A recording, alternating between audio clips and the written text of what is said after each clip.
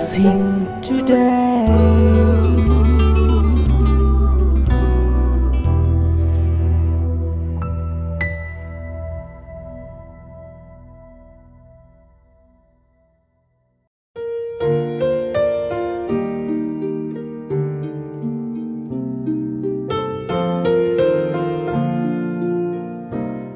Welcome to blessing today.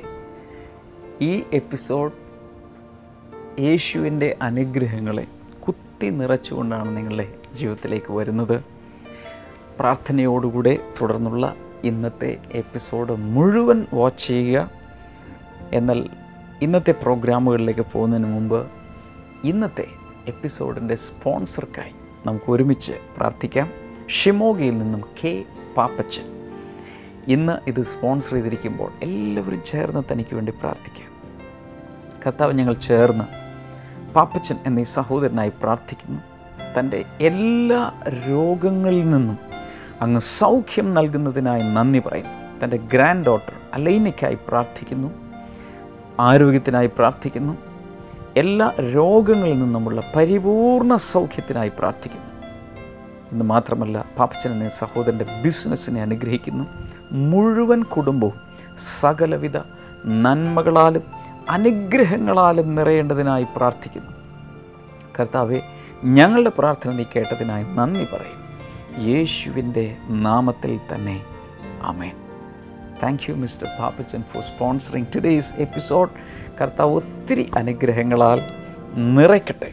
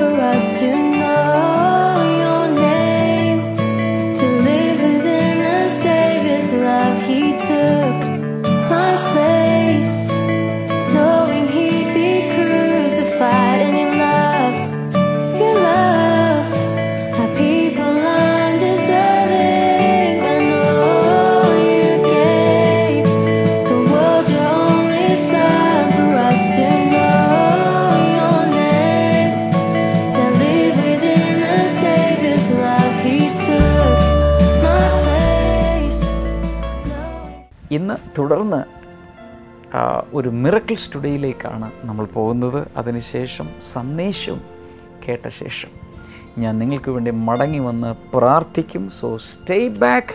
God bless U.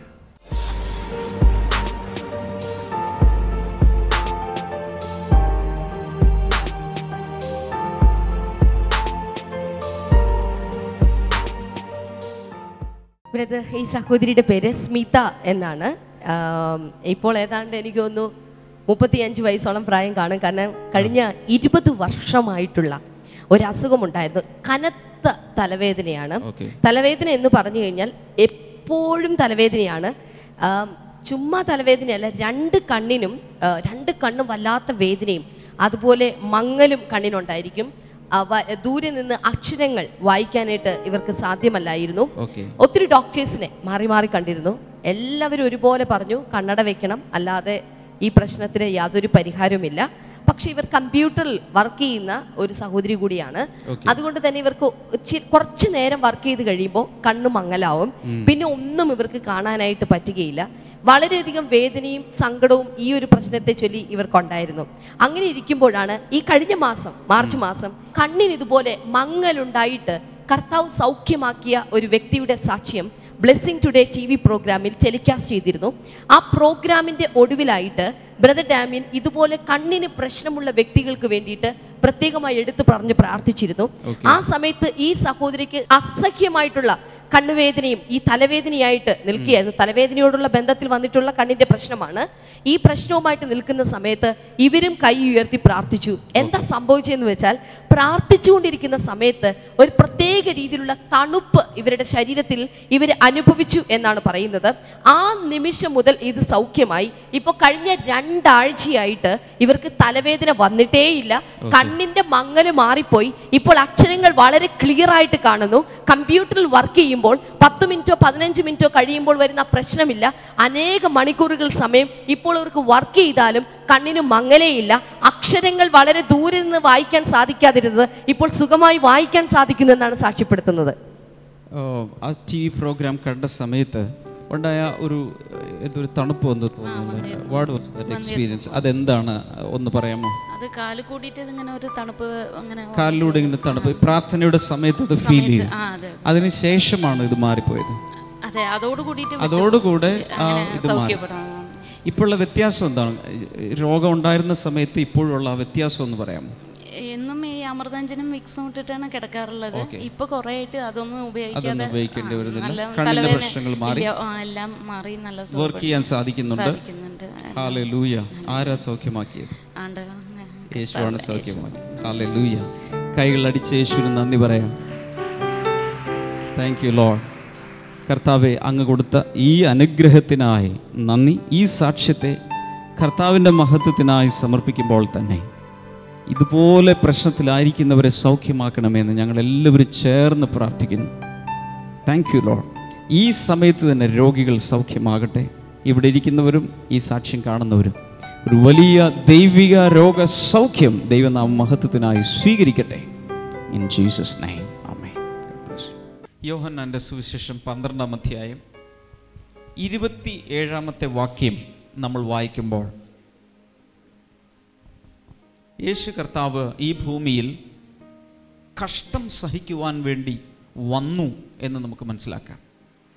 ഭൂമിയിലുള്ള എല്ലാ മനുഷ്യരും ഒരു തരത്തിൽ അല്ലെങ്കിൽ മറ്റൊരു തരത്തിൽ കഷ്ടം അനുഭവിക്കുന്നവരാണ്. ചില ആളുകൾക്കൊരു തെറ്റിദ്ധാരണയുണ്ട്, സമ്പന്നരായി ജീവിക്കുന്ന ആളുകൾക്ക് കഷ്ടപ്പാടൊന്നുമില്ല. അത് തെറ്റാണ്. കാരണം ഞങ്ങളെപ്പോലുള്ള ആളുകളുടെ അടുക്കൽ വിവിധ ജീവിതത്തിൻ്റെ തുറകളിലുള്ളവർ വരാറുണ്ട്. വരുമ്പോൾ സാമ്പത്തിക ശേഷിയുള്ള കുടുംബങ്ങളിൽ നിന്നുള്ളവർ പൊട്ടിക്കരയുക. അവരുടെ ജീവിതത്തിലെ പ്രശ്നങ്ങൾ അവർക്ക് കൈകാര്യം ചെയ്യാൻ കഴിയാതെ അവർ പൊട്ടിത്തകരുകയാണ്. ഇനി ദരിദ്ര കുടുംബങ്ങളിൽ നിന്നാണെങ്കിൽ പറയുകയും വേണ്ട, അവർക്കുമുണ്ട് ഒരുപക്ഷെ സാമ്പത്തിക പ്രശ്നമാകാം, അല്ലാത്ത പ്രശ്നങ്ങളാകാം. എന്തിനു പറയുന്നു? കുഞ്ഞുങ്ങളെ എടുത്താൽ കുഞ്ഞുങ്ങൾക്ക് പോലും പ്രശ്നങ്ങളുണ്ട്. അവരുടേതായ കൊച്ചു കൊച്ചു പ്രശ്നങ്ങളും നൊമ്പരങ്ങളുമുണ്ട്. മനുഷ്യ ജീവിതത്തിൻ്റെ കൂടപ്പിറപ്പാണ് കഷ്ടതകൾ. എന്നാൽ നമ്മുടെ യേശു ഈ ഭൂമിയിലേക്ക് വന്നപ്പോൾ ഈ കഷ്ടതകളൊന്നും അറിയാതെ ഞാൻ ദൈവമാണേ എന്ന് പറഞ്ഞുകൊണ്ട് വേറൊരു ജീവിതമല്ല യേശു ജീവിച്ചത്. അവൻ്റെ ഹൃദയം തകരുന്ന രീതിയിൽ കഷ്ടതകളിലൂടെ യേശു പോയി. എന്തിനാണ് ഇത് ചെയ്തതെന്ന് ചോദിച്ചാൽ, കഷ്ടതയിലിരിക്കുന്ന മനുഷ്യരെ രക്ഷിക്കുവാൻ, അവർക്ക് നല്ല ഒരു ജീവിതം നൽകുവാൻ, അവരെ അതിൽ നിന്ന് ഉദ്ധരിക്കുവാൻ വേണ്ടിയാണ് യേശു കഷ്ടം സഹിച്ചത്. ഞാൻ ഇത്രയും പറഞ്ഞത് എത്ര പേർ ശ്രദ്ധിച്ചു? കൈകൾ ഉയർത്തിപ്പിടിച്ചിരിക്കുമ്പോൾ എല്ലാവരും ചേർന്ന് പറയുക, യേശു എനിക്ക് വേണ്ടി കഷ്ടം സഹിക്കുവാൻ ഈ ഭൂമിയിലേക്ക് വന്നു. ഒരു തരത്തിൽ പറഞ്ഞാൽ യേശു ജനിക്കുന്നതിന് മുൻപേ കഷ്ടം ആരംഭിച്ചു. യേശു മറിയയുടെ ഉദരത്തിൽ ഉണ്ടായ ആ സമയം തന്നെ മറിയ വിവാഹം കഴിക്കുവാനിരുന്ന യോസഫ് അവളെ ഉപേക്ഷിച്ച് കളയുവാൻ വേണ്ടി തീരുമാനിച്ചു. ജനിക്കുന്നതിന് മുൻപേ ഉപേക്ഷിക്കപ്പെട്ട ഒരു പൈതലായിരുന്നു യേശു. അത്രത്തോളം യേശു തിരസ്കരിക്കപ്പെട്ടു. ജനിച്ച ശേഷമോ ആ കുഞ്ഞിനെയും കൊണ്ട് മറ്റൊരു രാജ്യത്തേക്ക് പലായനം ചെയ്യേണ്ടി വന്നു. കാരണം ആ കുഞ്ഞിനെ കൊന്നുകളയും എന്നുള്ള ഒരു ഭീഷണി ഉണ്ടായി. നമ്മളുടെ ജീവിതത്തിൽ പല സഹോദരിമാരും പറയാറുണ്ട്, എന്നെപ്പോലെ കഷ്ടം സഹിച്ചിട്ടുള്ളൊരു സ്ത്രീ ഈ ദുനിയാവിൽ ഉണ്ടാകുകയില്ല. പുരുഷന്മാർ പറയും, എന്നെ പോലെ കഷ്ടപ്പെട്ട ഒരു മനുഷ്യൻ ഈ ഭൂമിയിൽ ഉണ്ടാവില്ല, അത്രയും കഷ്ടപ്പാട് ഞാനും സഹിച്ചിട്ടുണ്ട്. എന്നാൽ യേശു കഷ്ടം സഹിച്ചതുപോലെ മനുഷ്യകുലത്തിൽ പിറന്ന ആരും ഇന്ന് വരെ കഷ്ടം സഹിച്ചിട്ടില്ല. കാരണം ജനിക്കുന്നതിന് മുമ്പേ കഷ്ടം ആരംഭിച്ചു. ജീവിതം മുഴുവൻ വിവിധ നിലകളിൽ അവൻ കഷ്ടം സഹിച്ചു. അവസാന ക്രൂശിൽ കിടന്ന് ദാഹിച്ച് ഒന്നുമില്ലാത്തവനായി തകർന്ന് ശരീരം മുഴുവൻ കാർന്നു തിന്നുന്ന വേദനയോടുകൂടെ അവൻ പ്രാണനെ വെടിഞ്ഞു. എന്നാൽ ഈ കഷ്ടത യേശു സഹിച്ചത് താൻ ചെയ്ത പാപങ്ങൾ നിമിത്തം അല്ലെന്നോർക്കണം. നമ്മളൊക്കെ പാപം ചെയ്തവരാ. എന്നാൽ യേശു ഒരു പാപം ചെയ്യാതെയാണ് ഈ കഷ്ടം സഹിച്ചത്. എന്തിനു വേണ്ടി?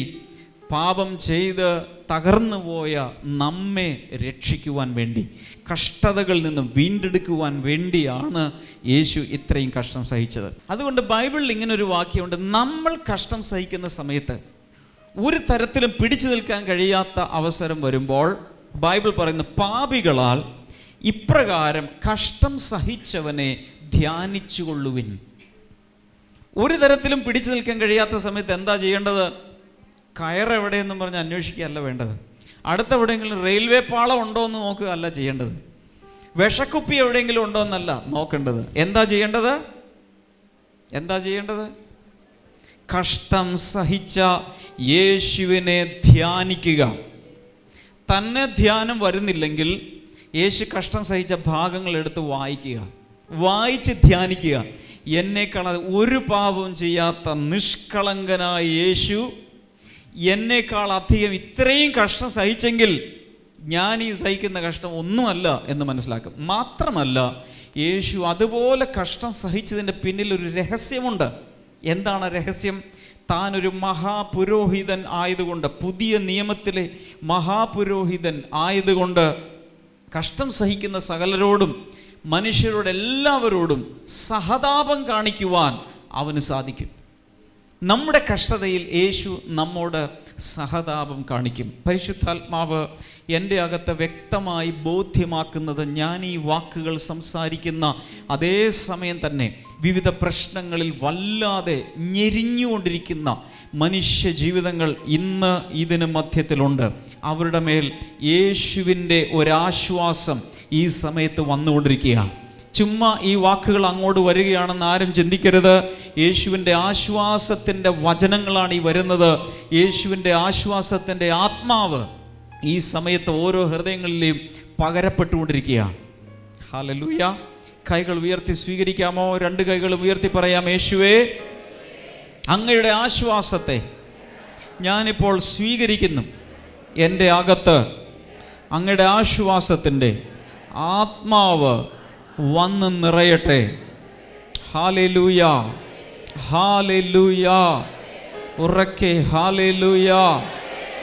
കൈകൾ അടിച്ച് യേശുവിന് നന്ദി പറയാം.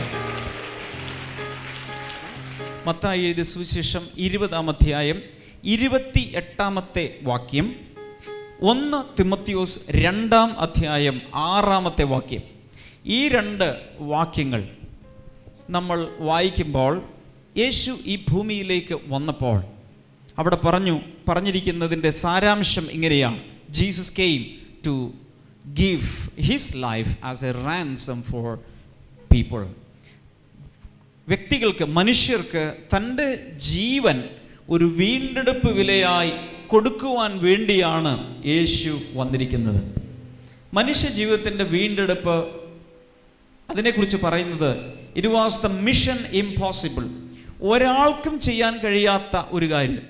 ഈ ഭൂമിയിൽ, ഈ ഭൂപരപ്പിൽ ഇങ്ങനെ ജീവിക്കുന്ന മനുഷ്യൻ ഇവിടെ നിന്ന് പൊങ്ങിപ്പറന്ന് ചന്ദ്രനിൽ പോയി കാലുകുത്തി. അത്രയും വരെ മനുഷ്യൻ സാധിച്ചെടുത്തു. നമുക്ക് തലച്ചോറ് കൊണ്ട് ചിന്തിക്കാൻ കഴിയാത്ത വൻ കാര്യങ്ങൾ ശാസ്ത്രലോകം ഇന്ന് സുസാധ്യമാക്കി മാറ്റിയിരിക്കുകയാണ്. പക്ഷേ ഒരു കാര്യം ചെയ്യാൻ ആർക്കും സാധ്യമല്ല. അതാണ് മനുഷ്യൻ്റെ വീണ്ടെടുപ്പ്. മനുഷ്യൻ്റെ വീണ്ടെടുപ്പ് ഏതെങ്കിലും ഒരു രാജ്യത്തിലെ പ്രസിഡന്റിനെ കൊണ്ടോ അല്ലെങ്കിൽ പ്രൈം മിനിസ്റ്ററെ കൊണ്ടോ ഒരു രാജാവിനെ കൊണ്ടോ വലിയൊരു ഈ ലോകത്തിലെ, ഈ ഭൂമിയിലെ ഏറ്റവും വലിയ സമ്പന്നനെ കൊണ്ടോ ഒന്നും സാധ്യമല്ല.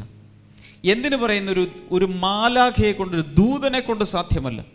ആരാലും സാധ്യമാകാത്ത ഒന്നാണ് മനുഷ്യൻ്റെ വീണ്ടെടുപ്പ്. മനുഷ്യൻ്റെ വീണ്ടെടുപ്പ് എന്ന് പറഞ്ഞാൽ എന്താ?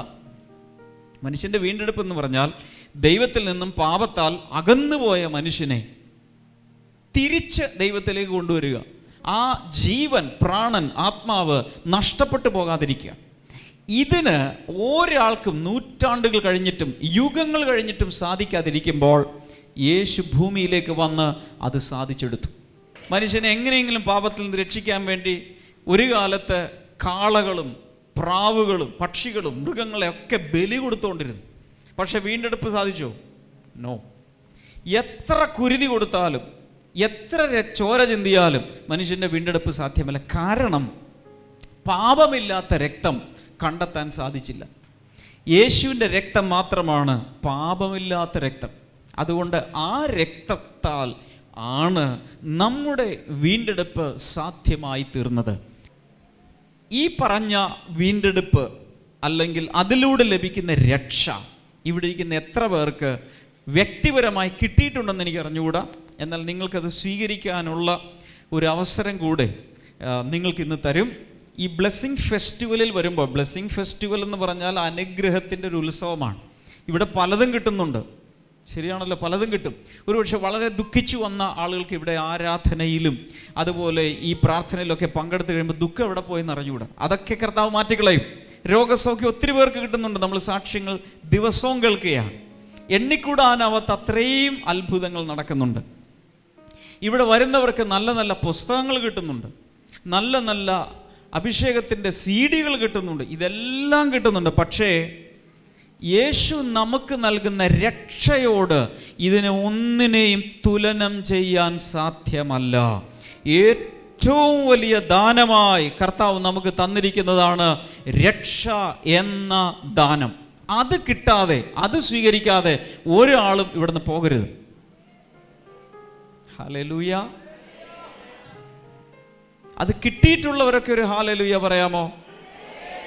ഒത്തിരി പേർക്ക് അത് കിട്ടി, പക്ഷെ ചിലർക്ക് അറിഞ്ഞുകൂടാ എന്താണ് രക്ഷ എന്ന് അറിഞ്ഞുകൂടാ. ഒരിക്കൽ ഒരു വല്യമ്മയോട് ഒരു ശുശ്രൂഷകൻ ചെന്നിട്ട് പറഞ്ഞു, അമ്മ രക്ഷിക്കപ്പെട്ടിട്ടുണ്ടോ എന്ന് ചോദിച്ചു. അപ്പോൾ അമ്മ പറഞ്ഞു, മോനെ രക്ഷപ്പെടുമെന്നാ തോന്നണേ, ഈ അടുത്തിടെയാണ് മോൻ ഗൾഫിലോട്ട് പോയത്. അപ്പം ഞങ്ങൾ രക്ഷപ്പെടുമെന്നാ തോന്നണേ. രക്ഷപ്പെടുക എന്ന് പറഞ്ഞാൽ, രക്ഷിക്കപ്പെടുക എന്ന് പറഞ്ഞാൽ എന്താണെന്ന് പോലും പലർക്കും അറിയില്ല.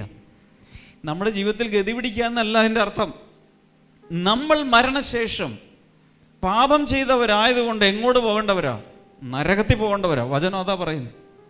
എന്നാൽ അതിലോട്ട് പോകാതെ ഈ ഭൂമിയിൽ ജീവിച്ചിരിക്കുമ്പോൾ തന്നെ യേശു എൻ്റെ രക്ഷകനാണ്, യേശു ക്രൂശിൽ മരിച്ചത് എൻ്റെ പാപങ്ങൾക്ക് വേണ്ടിയാണെന്ന് വ്യക്തിപരമായി വിശ്വസിച്ച് ആ യേശുവിന് വേണ്ടി ഇനിയുള്ള ആയുസ് മുഴുവൻ ജീവിക്കുന്ന വ്യക്തികളാണ് മരണശേഷം സ്വർഗത്തിലോട്ട് പോകുന്നത്.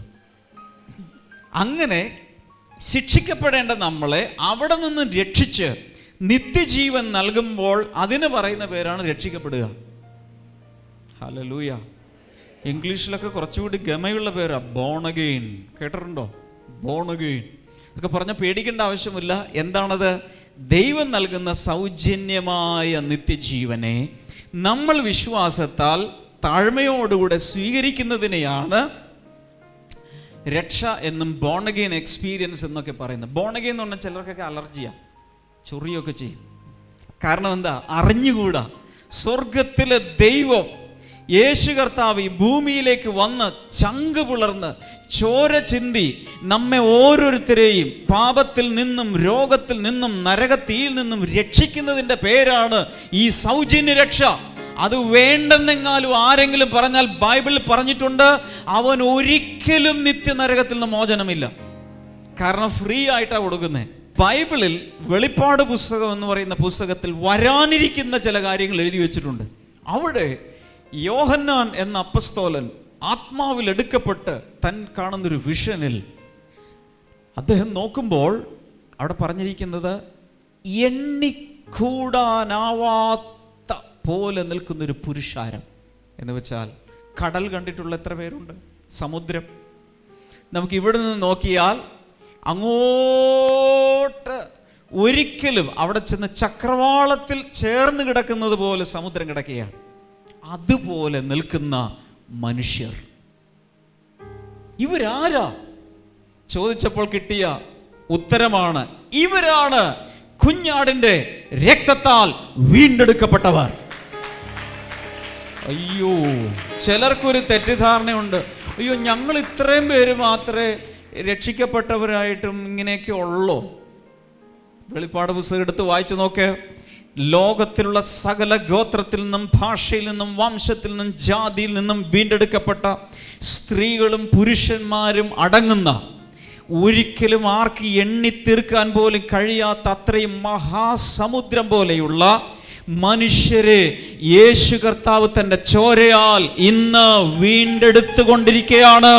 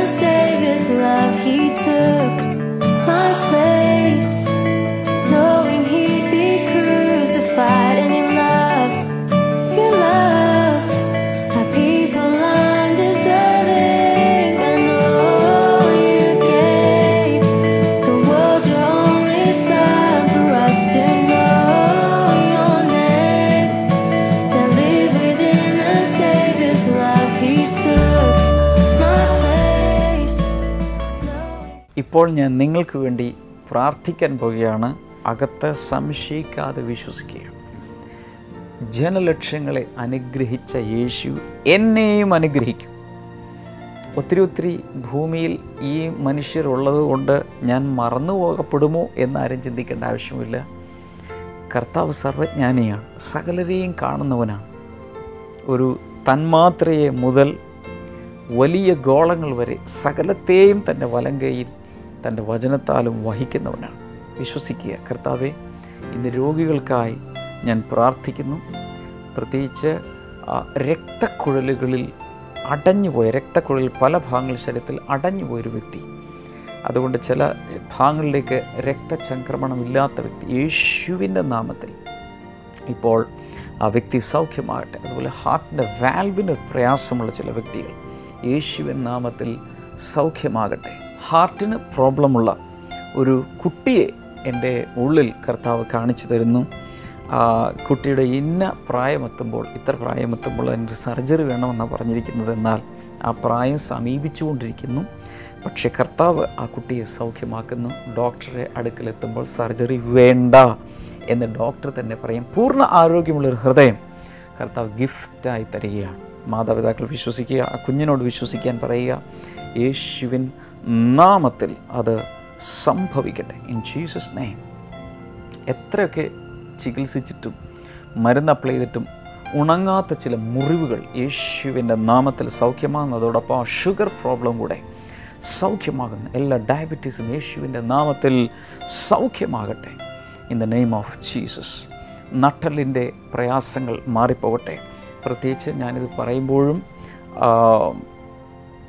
വെയിറ്റ് കെട്ടിത്തൂക്കി കിടക്കുന്ന, ട്രാക്ഷനിൽ കിടക്കുന്ന, അങ്ങനെ ചികിത്സ വേണമെന്ന് പറഞ്ഞിട്ടുള്ള വ്യക്തികൾ യേശുവിൻ നാമത്തിൽ ഇപ്പോൾ സൗഖ്യമാകട്ടെ. ക്രിയേറ്റീവ് മിറക്കിൾസ് ഇപ്പോൾ നടക്കാൻ തുടങ്ങട്ടെ. കുഞ്ഞുങ്ങളില്ലാത്ത ദമ്പതികൾക്ക് കുഞ്ഞുങ്ങൾ ഉണ്ടാകട്ടെ. കർത്താവെ, തിരുനാമത്തിൽ ഓരോ വ്യക്തിയെയും ഇപ്പോൾ അനുഗ്രഹിക്കുന്നു. അതുപോലെ ആ സീവിയർ ആസ്മ പ്രോബ്ലം, ഈ ദിവസം നിങ്ങൾക്ക് ഉറങ്ങാൻ കഴിയുന്നില്ല, ഇൻഹെയിലർ എടുക്കുന്നു, ഒത്തിരി കാര്യങ്ങൾ നെബുലൈസേഷൻ എല്ലാം ചെയ്തുകൊണ്ടിരിക്കുന്നു. എന്നാൽ അങ്ങനെയുള്ള ആസ്മ രോഗികൾ ഇപ്പോൾ യേശുവിൻ്റെ നാമത്തിൽ സൗഖ്യമാകട്ടെ. വിവാഹം കഴിഞ്ഞ് 10 വർഷങ്ങൾ പിന്നിട്ട പലരും, 10 വർഷത്തിലധികമായി കഴിഞ്ഞ പല വ്യക്തികളും വലിയൊരു നിരാശയിലാണ്. ഇനി കുഞ്ഞുണ്ടാകില്ലെന്നൊക്കെയാണ് നിങ്ങൾ ചിന്തിക്കുന്നത്. എന്നാൽ യേശു അങ്ങനെയുള്ള ചില ദമ്പതികളെ കാണുന്നു. കർത്താവ് അത്ഭുതങ്ങൾ ചെയ്യുകയാണ്. യേശുവിൻ നാമത്തിൽ അത് സംഭവിക്കട്ടെ. ജോലിയില്ലാത്തവർക്കായി പ്രാർത്ഥിക്കുന്നു, വിവാഹം നടക്കേണ്ടവർക്കായി പ്രാർത്ഥിക്കുന്നു, ഭവനം പണിയേണ്ടവർക്കായി പ്രാർത്ഥിക്കുന്നു, വിദേശ രാജ്യങ്ങളിലേക്ക് പോകുവാൻ വീസ കാത്തിരിക്കുന്നവർക്കായി പ്രാർത്ഥിക്കുന്നു. അവരെല്ലാം കർത്താവ് സ്പർശിച്ച് അനുഗ്രഹിക്കുന്നതിനാൽ നന്ദി പറയുന്നു. ഇപ്പോൾ അനുഗ്രഹിക്കുന്നു യേശുവിൻ നാമത്തിൽ തന്നെ. ആമേൻ. ഈ ആഴ്ചയിലെ തുടർന്നുള്ള എല്ലാ പ്രോഗ്രാമുകളും വളരെ പ്രധാനപ്പെട്ടതാണ്, ഒന്നുപോലും മിസ് ചെയ്യരുത്. അപ്പോൾ തന്നെ ബ്ലെസ്സിങ് ടുഡേയിൽ നിന്നും പബ്ലിഷ് ചെയ്തിരിക്കുന്ന ആശിഷമാരി, മൈ പ്രെയർ ഡയറി, അതിൻ്റെ മലയാളം എൻ്റെ പ്രാർത്ഥനാ ഡയറി, ഇങ്ങനെയുള്ള പുസ്തകങ്ങൾ, അതുപോലെ വളരെ നല്ല ആത്മനിറവിൽ നൽകപ്പെട്ട ദൈവവചന സന്ദേശങ്ങൾ DVD-കൾ, പ്രത്യേകിച്ച് അടുത്തിടെ റിലീസ് ചെയ്യപ്പെട്ട പല പുതിയ ടൈറ്റിൽസുമുണ്ട്. അതിലൊന്നാണ് ദ സഫറിങ്സ് ഓഫ് ക്രൈസ്റ്റ് എന്ന് പറയുന്ന ക്രിസ്തുവിൻ്റെ കഷ്ടതകൾ എന്നുള്ള ഈ DVD കഴിഞ്ഞ ഗുഡ് ഫ്രൈഡേ ദിവസം നൽകപ്പെട്ടൊരു സന്ദേശമാണ്. യേശുവിനെ ഒത്തിരി സ്നേഹിക്കാൻ. അത് MP3 ഫോർമാറ്റിലും DVD ഫോർമാറ്റിലും നിങ്ങൾക്കത് ലഭിക്കും. സ്ക്രീനിലെ നമ്പറുകൾ നിങ്ങൾക്ക് വിളിച്ച് ആവശ്യപ്പെടാം. ഇത് മാത്രമല്ല, അനേക ടൈറ്റിലുകൾ നിങ്ങൾക്കിതിനെ ചോദിച്ച് നിങ്ങൾക്ക് ഇത് ലഭ്യമാക്കാവുന്നതാണ്. കർത്താവ് ഒത്തിരി നിങ്ങളെ അനുഗ്രഹിക്കട്ടെ. നാളത്തെ പ്രോഗ്രാമിൽ നമുക്ക് വീണ്ടും കാണാം. God bless you. Bye. Bible and യുയിലേക്ക് സ്വാഗതം. ഇന്നത്തെ ചോദ്യം ഇതാണ്: ജന്മനാം കുരുടനായിരുന്ന വ്യക്തിയെ യേശു എപ്രകാരമാണ് സൗഖ്യമാക്കിയത്? How did Jesus heal the man born blind? Options: A, യേശു കണ്ണുകളിൽ സ്പർശിച്ചപ്പോൾ ചിതമ്പൽ പോലെ വീണു. ബി, യേശു ചേറുണ്ടാക്കി കണ്ണിന്മേൽ പൂശിയതിനു ശേഷം കഴുകുവാൻ പറഞ്ഞു. സി, യേശു കണ്ണുകളിൽ സ്പർശിച്ചപ്പോൾ കാഴ്ച വന്നു. ഡി, യേശു തന്റെ ശിഷ്യന്മാരോട് കുരുടനെ സൗഖ്യമാക്കുവാൻ ആവശ്യപ്പെട്ടു.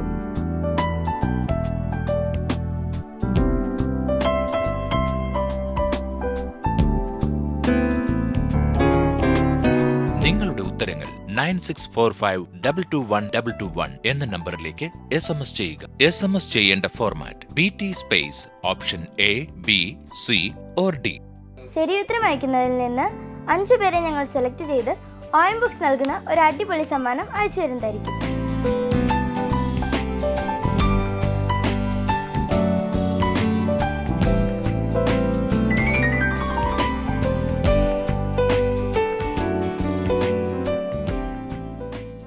പ്രാർത്ഥനയ്ക്കും മറ്റ് വിവരങ്ങൾക്കുമായി ഇപ്പോൾ തന്നെ വിളിക്കുക 0484 4222 111 0484 422 ഞങ്ങളുടെ വെബ്സൈറ്റുകൾ www.themasterministries.org, www.blessingtoday.tv, ഇമെയിൽ info@blessingtoday.tv. ഞങ്ങളുടെ address blessing today, post box number 2215, Edappally PO, Kerala, India 682024.